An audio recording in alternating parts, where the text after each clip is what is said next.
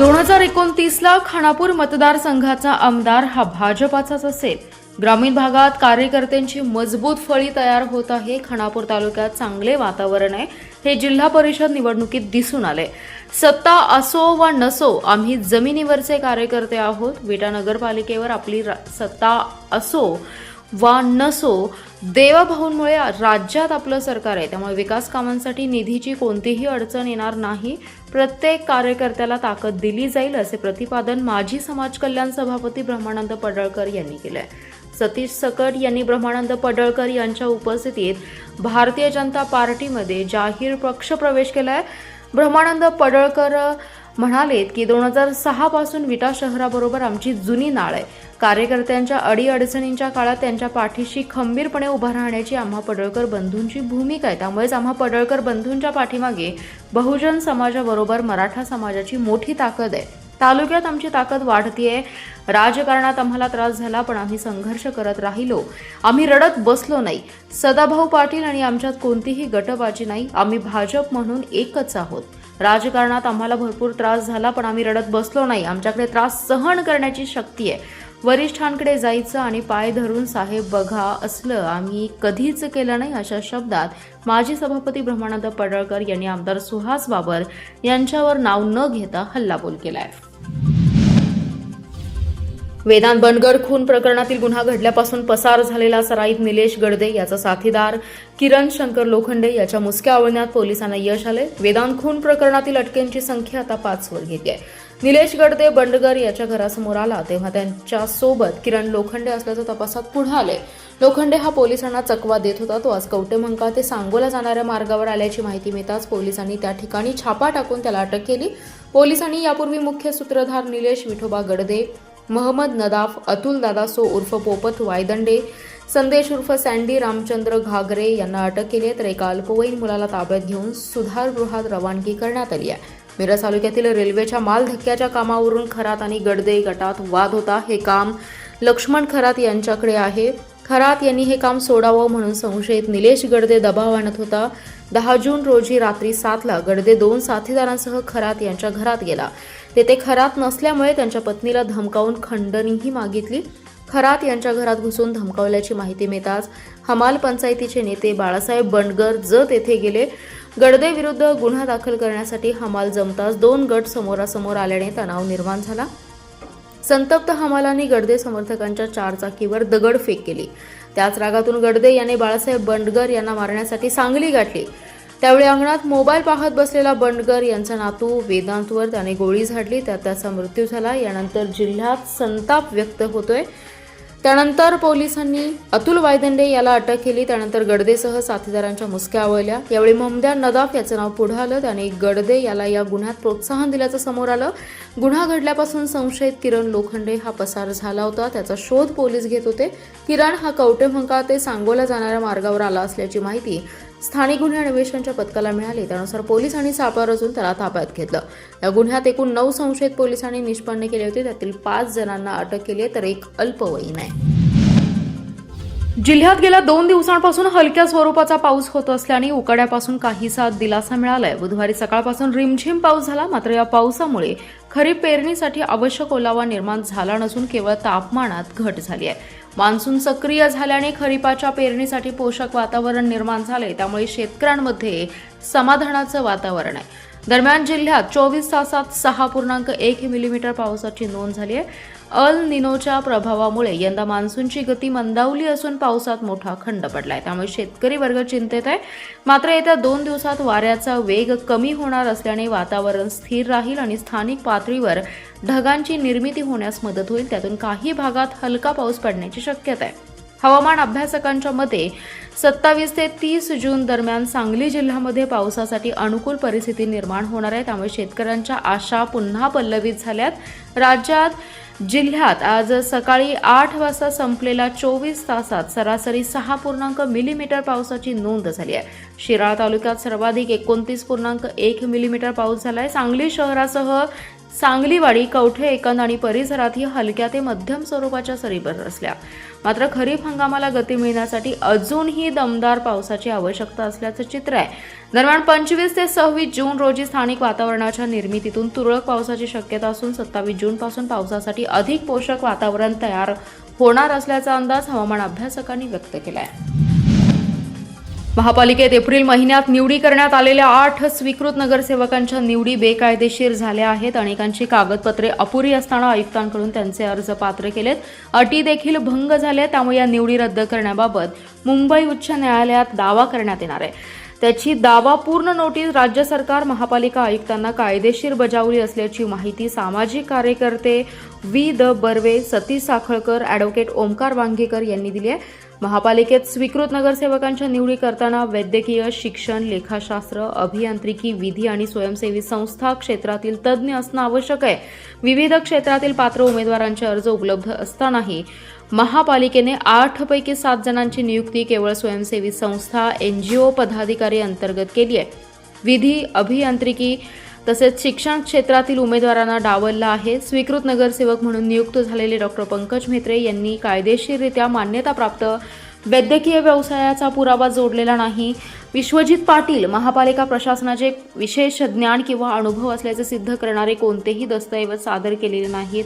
केदार खाडीलकर यांनी सहकारी संस्थांमधील संचालक पदाचा चुकीचा संदर्भ दिलाय, जो मुंबई सार्वजनिक विश्वस्त व्यवस्था अधिनियम अंतर्गत NGO प्रवर्गात येत नाही. दरिबा बंडगर हे 2009 पासून एका वाचनालय ट्रस्टचे उपाध्यक्ष असल्याचा दावा केलाय. अमित शहा यांनी आपले महत्त्वाचे शपथपत्र कायदेशीर तरतुदीनुसार 500 रुपयांच्या स्टॅम्प पेपरऐवजी शासनाने बंद केलेल्या 100 रुपयांच्या स्टॅम्प पेपरवर सादर केले. स्नेहल सावंत आणि अशोक मासाळे यांना आवश्यक असलेला पब्लिक ट्रस्ट रजिस्टर उतारा जोडलेला नाही. त्यामुळे 8 नगरसेवकांची नियुक्ती रद्द करावी, अन्यथा उच्च न्यायालयात दावा दाखल करणार असल्याचा इशारा ॲडव्होकेट ओमकार वांगीकर यांनी दिलाय. हिंदू मुस्लिम ऐक्याचं प्रतीक असलेला मोहरम उत्सवास रविवारपासून प्रारंभ झालाय. मंगळवारी रात्री हजरत पीर लाडले मशाईख दर्गासमोरील पटांगणात पीर पंचांची पहिली भेट उत्साहपूर्ण आणि भक्तिमय वातावरणात पार पडली. यावेळी दर्गा सरपंच ऐनुद्दीन मुजावर, मनसूर बाबा मुजावर, मोहसिन मुजावर, शहानवाज मुजावर, शकील मुजावर, सलीम मुजावर, नवाज मुजावर, झाकीर मुजावर, माजी दर्गा सरपंच बशीर मुजावर, असलम मुजावर, नासिर मुजावर, बंदेनवाज मुजावर, आरिफ मुजावर, अल्ताफ मुजावर, इरशाद मुजावर, कासिम मुजावर, निहाल मुजावर, वसीम मखदूम यांच्यासह समाज बांधव मोठ्या संख्येने उपस्थित होते. यावेळी भाविकांनी मोठी गर्दी केली होती. सालाबादप्रमाणे शहरातील हजरत लाडले मशाईख दर्ग्यातील मोहरम खाना, तराळ गल्ली, फकीरमाळा या ठिकाणी पंजे प्रतिष्ठापना करण्यात आली. यामुळे परिसरात आनंददायी भक्तिमय वातावरण निर्माण झाले. गुरुवारी कत्तल रात्र, शुक्रवारी पहाटे हजरत लाडले मशाईख दर्गासमोरील भव्य पटांगणात पंजांच्या भेटींचा कार्यक्रम होणार आहे. तर सायंकाळी 4 वाजता शहरातील मुख्य रस्त्यावरील पंजांची मिरवणूक काढण्यात येणार आहे. हजरत लाडले मशाईख दर्गा व फकीरमाळा यांच्या पंजांचे बुधगाव रस्त्यालगत असलेल्या एका विहिरीलगत विसर्जन करण्यात येणार आहे. अन्न व औषध प्रशासनाचे आयुक्त तुकाराम मुंढे यांची बदली झाल्याने संतप्त पडसाद उमटत आहेत. कडेगाव येथील पाणी संघर्ष समिती आणि शाहू फुले आंबेडकर विचार मंच यांनी मुंढे यांची बदली करू नये या मागणीसाठी तहसीलदार कार्यालयासमोर त्यांच्या समर्थनार्थ प्रतिमेस दुधाने अभिषेक करत त्यांना पाठिंबा दर्शवला आणि घोषणा दिल्या. मुख्यमंत्री देवेंद्र फडणवीस यांना प्रांताधिकारी यांच्यामार्फत निवेदन पाठवण्यात आले. या निवेदनात तुकाराम मुंढे यांचा कार्यकाळ संपेपर्यंत त्यांची बदली करू नये अशी मागणी केली आहे. तसेच तुकाराम मुंढे यांनी अन्न भेसळ, दूध भेसळ, औषध भेसळ, गुटखा विरोधात कारवाई करण्याचं चांगलं पाऊल उचललंय. सर्वसामान्य नागरिकांच्या आरोग्याचं रक्षण केलंय आणि भेसळखोरास गजाआड केलंय. त्यांच्या चांगल्या कामाची दखल घेऊन त्यांना प्रशासकीय उत्कृष्ट अधिकारी म्हणून गौरवण्यात यावं अशी मागणी केली आहे. शासनाने देखील निवेदनाची दखल घेऊन योग्य तो विचार आम्हास 13 जुलैपर्यंत कळवावा, अन्यथा 15 जुलै रोजी आम्ही कडेगाव शहरातून मोर्चा काढून प्रांताधिकारी कार्यालयासमोर धरणे आंदोलन करू असं निवेदनात म्हटलंय. यावेळी पाणी संघर्ष समिती अध्यक्ष DS देशमुख, फुले शाहू आंबेडकर विचार मंच महामाननीय महादेव होवाळ, परशुराम माळी, अभिमन्यू वरुडे, भाऊसाहेब यादव, जीवन करकटे, संतोष डांगे, प्रकाश गायकवाड, सिराज पटेल, बजरंग अडसूळ, वैभव पवार, विजय यादव, इम्रान पटेल, राजेंद्र माने, विक्रम माळी, नितीन शिंदे यांच्यासह अनेक मान्यवर उपस्थित होते. शिराळा तालुक्यासह चांदोली धरण पाणलोट क्षेत्रात मुसळधार पाऊस सुरू झालाय. शिराळा तालुक्यासह वारणा धरणाच्या पाणलोट क्षेत्रात मान्सूनने दमदार हजेरी लावली असल्याने शेतकरी आणि नागरिकांमध्ये समाधानाचं वातावरण आहे. वारणा धरण पाणलोट क्षेत्रात अतिवृष्टी सदृश पाऊस झाला असून पाथरपुंज येथे अवघ्या 12 तासात 147 मिलीमीटर तर निवळे येथे 78 मिलीमीटर पावसाची नोंद झाली आहे. यंदाच्या हंगामात प्रथमच चांदोली धरण परिसरात पावसाने जोरदार हजेरी लावल्याने भात उत्पादक शेतकऱ्यांना मोठा दिलासा मिळालाय. गेल्या काही दिवसांपासून पावसाने ओढ दिल्याने शेतकऱ्यांमध्ये चिंतेचं वातावरण निर्माण झालं होतं. धूळवाफे परिसरात यापूर्वी करण्यात आलेली भाताची पेरणी चांगल्या प्रकारे उगवली असून या पिकाला सध्या पावसाच्या पाण्याची नितांत गरज होती. वेळेवर झालेल्या पावसामुळे भात पिकाला आवश्यक ओलावा मिळाल्याने पिकाच्या वाढीस चालना मिळणार आहे. यंदा मान्सूनच्या उशिरामुळे भात उत्पादक शेतकरी चिंतित होते. पावसाअभावी पेरणी केलेलं पीक धोक्यात येण्याची शक्यता निर्माण झाली होती. मात्र चांदोली धरण परिसरात सुरू झालेल्या या पावसामुळे शेतकऱ्यांच्या आशा पुन्हा पल्लवित झाल्यात. दरम्यान पावसामुळे परिसरातील शेतशिवारात उत्साहाचं वातावरण निर्माण झालं असून आगामी काही दिवसातही पावसाचा जोर कायम राहिल्यास खरीप हंगामाला मोठा आधार मिळेल असा विश्वास शेतकरी व्यक्त करतायत. मी सापाला धरायला गेलो आणि सापानंच मला धरलं. अमळापूर येथील वन्यजीव अभ्यासक आणि सर्पमित्र मोहसिन आदम सुतार यांच्यासोबत नुकताच असा एक अनोखा आणि विस्मयकारक प्रसंग घडलाय.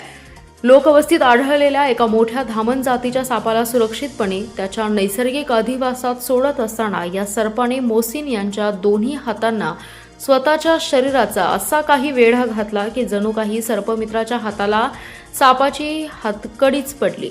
या संपूर्ण प्रसंगाचा व्हिडिओ सध्या सोशल मीडियावर चांगला चर्चेचा विषय असून वन्यजीव प्रेमींचं याकडे विशेष लक्ष वेधलंय.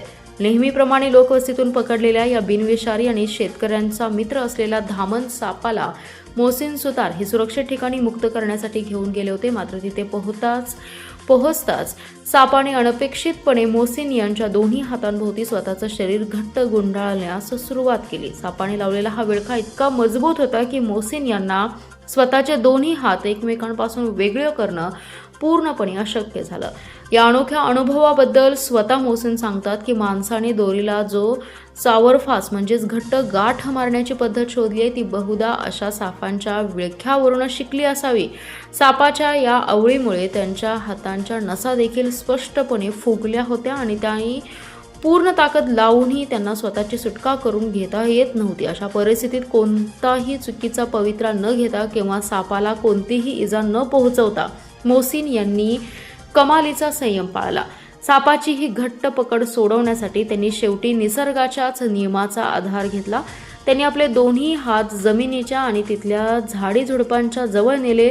जमिनीचा आणि नैसर्गिक वातावरणाचा स्पर्श मिळताच सापाने आपली मूळ प्रवृत्तीनुसार मोहसिन यांच्या हातावरील पकड हळूहळू ढिली केली आणि तो जमिनीच्या दिशेने उतरू लागला.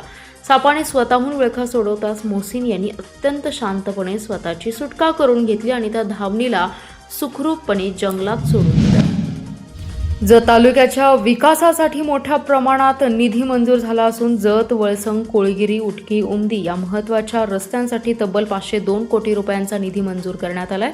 तसेच मुख्यमंत्री बळीराजा पाणंद रस्ते योजनेसाठी 7 कोटी 5 लाख आणि मातोश्री ग्राम समृद्धी शेत पाणंद रस्ते योजनेअंतर्गत 148 किलोमीटर रस्त्यांसाठी 30 कोटी रुपयांचा निधी मंजूर झाला असल्याची माहिती नगराध्यक्ष डॉक्टर रवींद्र आरळी यांनी दिली आहे. डॉक्टर आरळी म्हणाले की विधानसभा निवडणुकीत आमदार गोपीचंद पडळकर यांनी मतदारांना दिलेला विकासाचा शब्द आता प्रत्यक्षात उतरू लागलाय.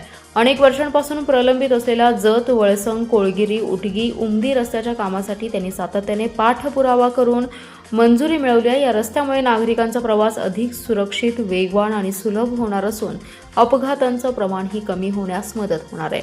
जत शहरातील गंधर्व नदी पुनरुज्जीवनाचा प्रस्तावही अंतिम टप्प्यात असून त्यालाही लवकरच मंजुरी मिळेल असा विश्वास त्यांनी व्यक्त केलाय. विरोधकांनी भाजपच्या विकास आराखड्याची खिल्ली उडवली होती, मात्र मंजूर झालेला निधी हे त्यांना मिळालेलं ठोस उत्तर असल्याचं त्यांनी सांगितलंय. जिल्हा परिषद सदस्य सरदार पाटील म्हणाले, जत ते उमदी रस्त्यासाठी 502 कोटींचा निधी मिळणं ही तालुक्यासाठी ऐतिहासिक बाब आहे. मुख्यमंत्री बळीराजा पाणंद रस्ते योजनेसाठी 7.5 कोटी आणि मातोश्री ग्राम समृद्धी शेत पाणंद रस्त्यांसाठी 30 कोटी रुपये मंजूर झाल्याने ग्रामीण भागातील शेती आणि गावांच्या विकासाला मोठी चालना मिळणार आहे. जतच्या इतिहासात एवढ्या मोठ्या प्रमाणात विकास निधी प्रथमच मिळाला असून त्यासाठी आमचे नेते आमदार गोपीचंद पडळकर यांचे नागरिकांच्या वतीने त्यांनी आभार मानले। यावेळी सुनील पवार, डॉक्टर शिवाजी खिलारे, रमेश देवर्षी, रविकुमार बगली, नगरसेवक परशुराम मोरे, मिथुन भिसे, राजकुमार साळे, राजू यादव, सोमणी बोरामणी, फिरोज नदाफ यांच्यासह भाजपचे पदाधिकारी उपस्थित होते।